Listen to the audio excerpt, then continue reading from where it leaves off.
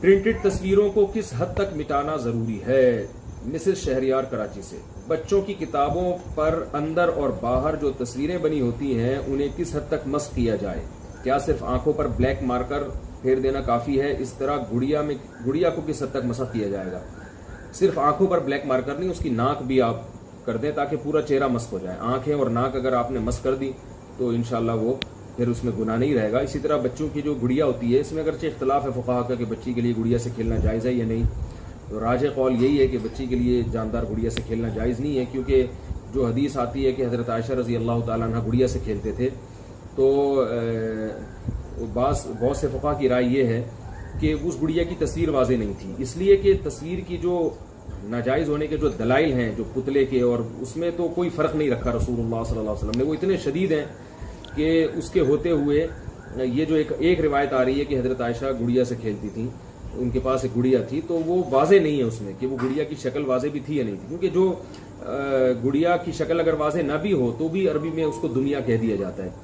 لیکن دیگر فقہا اس کے قائل ہیں کہ بچی کے لیے گڑیا سے کھیلنا جائز ہے. احتیاط بہرحال اسی میں کہ آپ بچیوں کو جاندار یعنی چہرے والی گڑیا سے نہ کھیلنے دیں. اگر بچی کے لیے آپ نے گڑیا خریدی ہے تو اس کے چہرے کو یعنی آنکھوں کو اور ناک کو آپ مسح کر دیں، اس کو جلا دیں یا کوئی ایسا بنا دیں، کچھ بگاڑ دیں اس کو، تو پھر جائز ہو جائے گا انشاءاللہ. قبر پر فاتحہ کے لیے جانا کیسا ہے؟ زوجہ رضوان گجرات سے پوچھتی ہیں، میرے والد صاحب فوت ہو گئے، کیا ان کی قبر پر فاتحہ کے لیے جا سکتی ہوں؟ اللہ تعالیٰ ان کی مغفرت فرمائے آپ کے والد صاحب کی، لیکن ان کی قبر پر آپ فاتحہ کے لیے نہیں جا سکتی دو وجہ سے. ایک تو یہ کہ عورتوں کا قبرستان جانا ویسے ہی شریعت میں پسندیدہ نہیں، حدیث میں ممانعت ہے اس کی. اور دوسری بات یہ کہ ایصال ثواب کے لیے قبر پہ جانا یہ حدیث سے ثابت نہیں ہے. قبرستان جانا یا تو زیارت کی وجہ سے یعنی آخرت کی یاد تازہ کرنے کے لیے، جیسے کہ حدیث میں آتا ہے فزوروها فإنها تذکر الآخرہ، قبرستان جایا کرو اس سے آخرت کی یاد تازہ ہوتی ہے.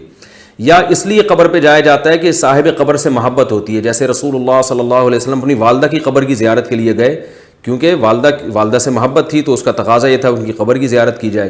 جیسے ہم نبی صلی اللہ علیہ وسلم کے روضہ اطہر پہ جاتے ہیں، تو محبت کی وجہ سے یا تو قبر پہ جایا جاتا ہے یا آخرت کو یاد کرنے کے لیے. فاتحہ پڑھنے کے لیے قبر پہ نہیں جایا جاتا، کیونکہ عبادت جو ہے نا وہ مسجد میں یا گھر میں. ہاں قبر پہ آپ چلے گئے ویسے ہی زیارت کے لیے، تو وہاں فضول باتوں کی بجائے آپ نے میت کے لیے دعا کر لی، یا سورہ فاتحہ پڑھ لی، فاتحہ پڑھ کے دعا کر لی، یا سورہ اخلاص پڑھ کے دعا کر لی، یا کچھ بھی پڑھ کے دعا کر لی، تو وہ جائز ہے. یعنی جا کے فاتحہ پڑھنا ایک الگ چیز ہے، فاتحہ پڑھنے کے لیے اسپیشلی جانا یہ ایک الگ چیز ہے. تو دونوں میں فرق کرنا چاہیے. میت کے لیے کہیں بھی بیٹھ کے دعا کریں گے فائدہ ہوگا میت کو، اس کے لیے قبر پہ جانا ضروری نہیں ہے.